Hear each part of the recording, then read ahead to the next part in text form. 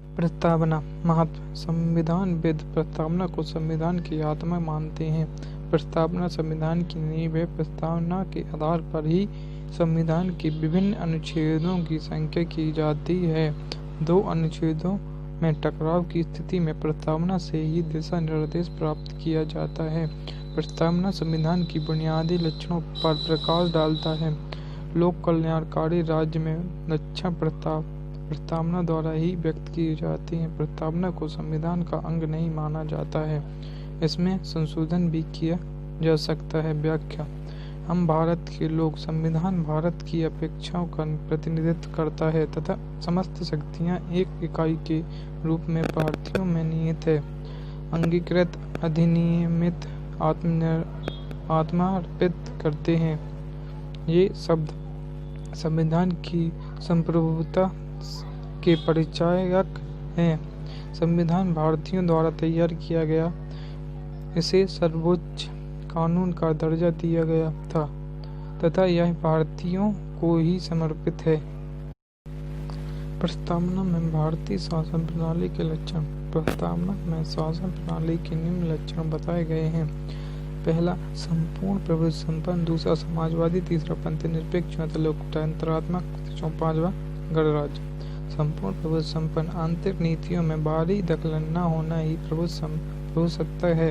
यह स्वतंत्रता के अधिक महत्वपूर्ण लक्षण है। समाजवादी। 1976 में 42वें संविधान संशोधन द्वारा शामिल भारत में समाज के दो अर्थ हैं, शोषण को समाप्त करना, अमीरी गरीबी के अंतर को समाप्त करना। पंथ निरपेक्ष। 42वें संविधान संशोधन द्वारा 1976 में शामिल 42वें संविधान संशोधन द्वारा 1976 में शामिल किया गया। यह एक यूरोपीय शब्दावली है। यूरोप में प्रजा को राजा का, परंतु भारत में पारंपरिक रूप से सर्वधर्म संभव का वातावरण रहा है। संविधान के आर्टिकल 25 तथा प्रस्तावना में भी यही भावना है। पंथ निरपेक्ष से आशा है सभी को धर्म पालन की स्वतंत्रता होगी तथा धार्मिक आधार पर कोई भेदभाव नहीं होगा। भारत ब्रिटेन की तरह एक संसदीय लोकतंत्र है। गणराज्य। भारत का राष्ट्रपति निर्वाचित होता है। प्रस्तावना में लोक कल्याणकारी राज्य के लक्षण। सामाजिक, आर्थिक और राजनीतिक न्याय, अभिव्यक्ति, विश्वास, धर्म और उपासना की स्वतंत्रता, प्रतिष्ठा और अवसर की स्वतंत्रता, व्यक्ति की गरिमा तथा राष्ट्र की एकता और अखंडता को बनाए रखने वाला बंधुत्व और अखंडता शब्द 42वें संविधान संशोधन द्वारा 1976 में शामिल किया गया। एकता नागरिकों के मध्य होती है, अखंडता भूभाग से संबंधित होती है। भारतीय संविधान 26 नवंबर 1949 विक्रमी संवत 2006 मार्गशीर्ष शुक्ल पक्ष सप्तमी को अंगीकृत किया गया। भाग 1, संघ और उसका राज्य क्षेत्र। आर्टिकल 1 से 4 तक।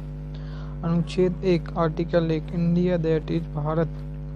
राज्यों का एक संघ होगा। भारत में फेडरेशन के स्थान पर यूनियन का प्रयोग किया गया है। यूनियन एकता बोधक है, अतः किसी भी भारतीय राज्य को अलग होने का अधिकार नहीं दिया गया। आर्टिकल 3। राज्य निर्माण प्रक्रिया। भारत की किसी नए राज्य का निर्माण अथवा उसके सीमा क्षेत्रफल एवं नाम में परिवर्तन का अन्याय अधिकार संसद को है, जबकि यूएसए में राज्य की अनुमति के बिना ऐसा कुछ नहीं किया जा सकता।